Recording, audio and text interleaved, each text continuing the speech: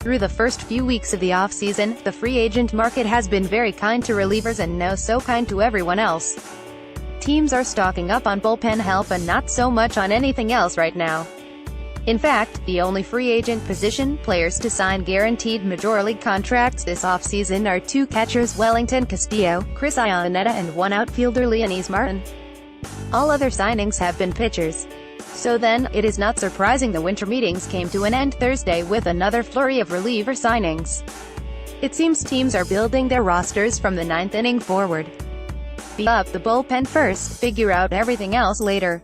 Here is our MLB free agent tracker, and here are the latest bullpen signings. Former Marlins closer Steve Cishek was a popular second-tier free agent target for many teams this winter after throwing 44-23 innings with a 2.01 ERA for the Mariners and Rays in 2017. The Cubs landed him with a 2-year contract. The sidewinding Cishek continued to post strong strikeout 8.4 K9 and ground ball 56.1% rates this past season, and it should be noted he absolutely crushes right-hand batters. He held righties to a .147, .218, .194 batting line in 2017, and it is .200, .267, .286 for his career. It is worth noting the Cardinals, possibly Chicago's biggest NL Central challenger in 2018, have a predominantly right-hand lineup. Matt Carpenter and Colton Wang are lefties, and Dexter Fowler is a switch hitter, and that's it. Everyone else is a righty, including new pickup Marcell Ozuna. Cishek could give St. Louis some matchup headaches next year. The Astros bullpen was truly a mess in the postseason. Their best relievers were starters in October: Lance McCullers, Brad Peacock, Charlie Morton, after being one of the top relief units in baseball during the regular season.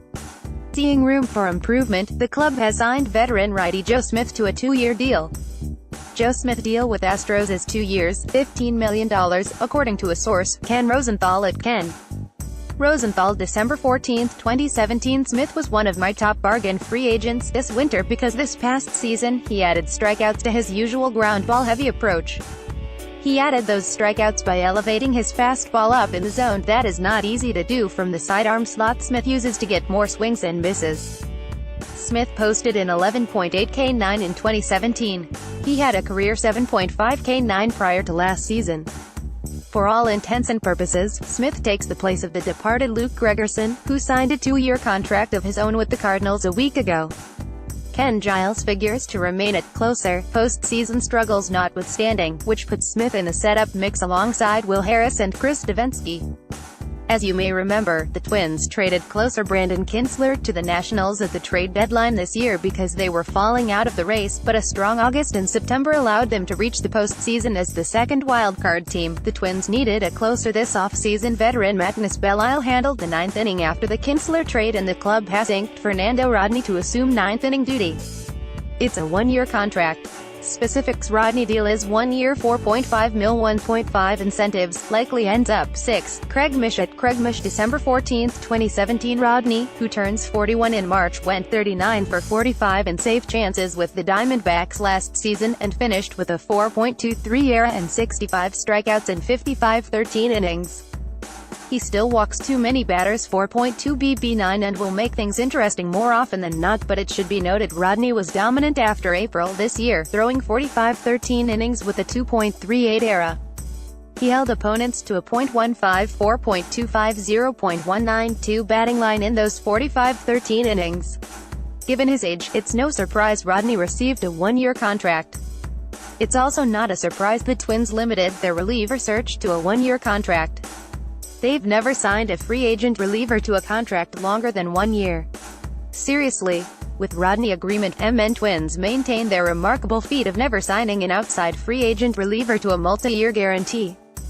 Ever. Mike Berardino at Mike Berardino, December 14, 2017. It remains to be seen whether the Twins will look to add more bullpen help throughout the offseason, or hand the setup reins over to youngsters like Trevor Hildenberger and Alan Busenitz, although other clubs likely would have given him a chance to close. Kintzler opted to return to the Nationals, where he'll presumably be behind Sean Doolittle and Ryan Madson in the bullpen pecking order.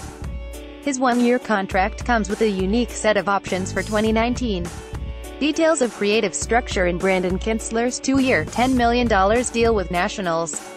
2018 $5 million. 2019 mutual option in which Nets must commit first. If they exercise, Kinsler gets $10 million in 19.